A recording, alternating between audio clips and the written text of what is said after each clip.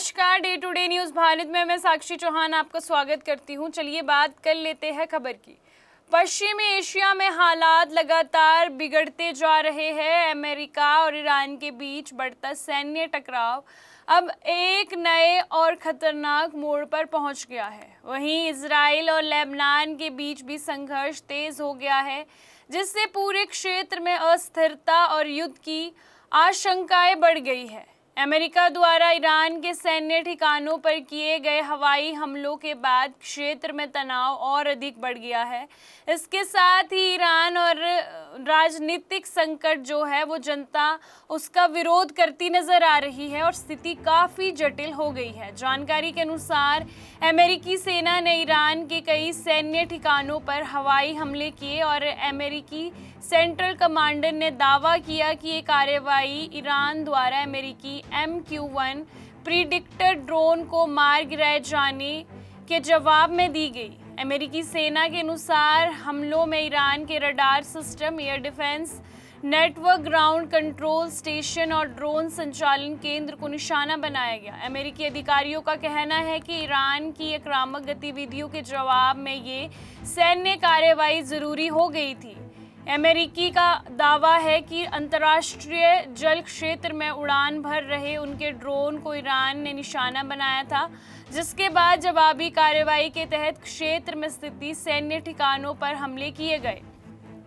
America ने स्पष्ट कहा कि उसका उद्देश्य ईरान की सैन्य क्षमता को सीमित करना और क्षेत्र में अपने हितों की रक्षा करना है। दूसरी ओर ईरान ने भी अमेरिका को जवाब देने का दावा किया है। ईरान की इस्लामिक रेवोल्यूशन गार्ड कॉर्प ने कहा कि अमेरिकी हमलों के बाद उन एयरबेस को निशाना बनाया गया जहां से ईरान के खिलाफ सैन्य अभियान चलाया जा रहा था। हालांकि ईरान ने ये नहीं बताया कि इस जवाबी हमले में कितना नुकसान हुआ है।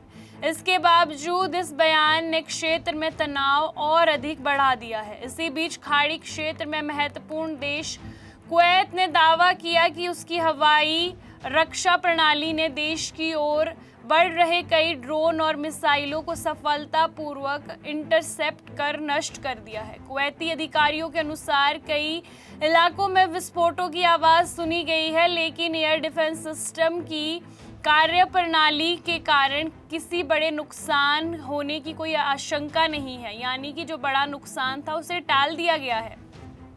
बढ़ते खतरे को देखते हुए पूरे देश में सुरक्षा एजेंसियों को हाई अलर्ट मोड पर रखा गया है। अमेरिका और ईरान के बीच बढ़ते टकराव का असर अब लेबनान और इजराइल के बीच चल रहे संघर्ष पर भी दिखाई दे रहा है। दक्षिण लेबनान में इजरायली सेना कार्रवाई करती हुई दिख रही है। स्थानीय रिपोर्ट्स के अनुसार इजरायली हमलों में कम से कम 8 लोगों की मौत हो चुकी है, जिसमें 3 महिलाएं भी शामिल है। वहीं कई अन्य लोग जो है वो घायल बताए जा रहे हैं। इजराइल का कहना है कि लेबनान की ओर से उसके क्षेत्रों पर लगातार रॉकेट और मिसाइली हमले किए जा रहे हैं। इजरायली सेना का दावा है कि उसके एयर डिफेंस सिस्टम ने कई मिसाइलों और रॉकेट को सीमा पार करने से पहले ही नष्ट कर दिया। वहीं इजरायली रक्षा बल ने दक्षिण लेबनान की रणनीति रूप से महत्वपूर्ण क्षेत्र में सैन्य बढ़त हासिल करने का दावा किया है। इस पूरे घटनाक्रम के बीच अमेरिका ने हिजबुल्लाह पर भी गंभीर आरोप लगाए। अमेरिकी विदेश मंत्री मार्को रूबियो ने कहा कि हिजबुल्लाह इजराइल के साथ युद्ध विराम की कोशिश को विफल कर रहा है। अमेरिका के अनुसार हिजबुल्लाह हमले रोकने को तैयार नहीं है और संघर्ष को लंबा खींचना चाहता है।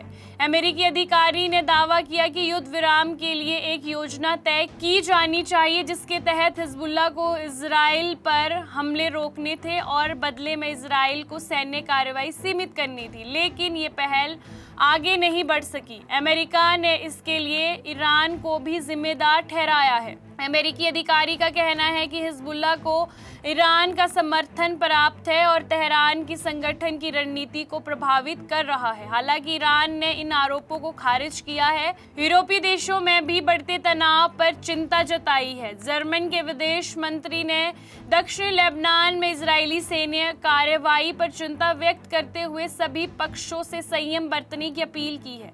उनका कहना है कि लगातार बढ़ती सैन्य कार्रवाई और आम जनता के लिए गंभीर खतरा बन सकता है और इससे बड़े पैमाने पर विस्थापन की स्थिति पैदा हो सकती है।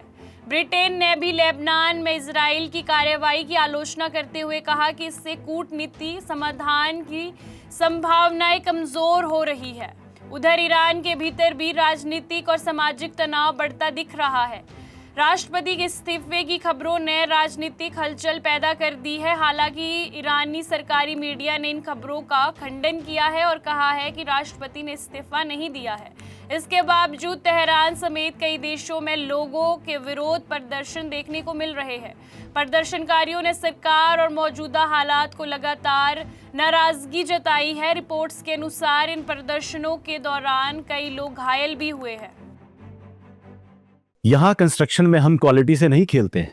यहाँ पे कंस्ट्रक्शन फील्ड से नहीं प्रिसीजन से हो रही है। तो genesis Heights project RERA approved है, SBI अप्रूव्ड है, कंस्ट्रक्शन फुल स्विंग पे है। दैट मीन्स आपकी इन्वेस्टमेंट 100% सेफ है। तो चंडीगढ़ यहाँ से मात्र 4 मिनट, एयरपोर्ट 10 मिनट की दूरी पे, decathlon, DMart, KFC, McD, everything with in 2 minutes.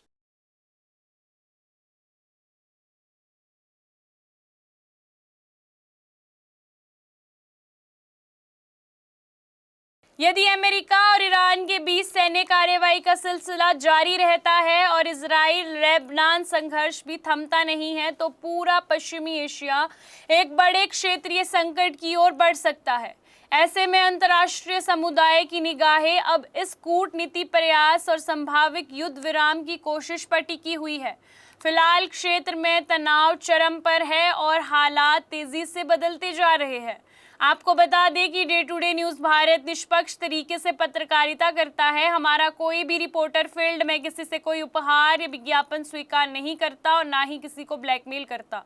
हम हमेशा दबे कुचले लोगों की आवाज़ बनते आए हैं और आगे भी बनेंगे। साथ ही हम लोकतंत्र के चौथे स्तंभ को मजबूत करने की कोशिश करेंगे। अभी के लिए फिलहाल इतना ही। देश दुनिया की तमाम खबरें जानने के लिए day to day news Bharat को देखते रहे। साथ ही हमारे चैनल को लाइक, शेयर और सब्सक्राइब करना ना भूलें। नमस्कार।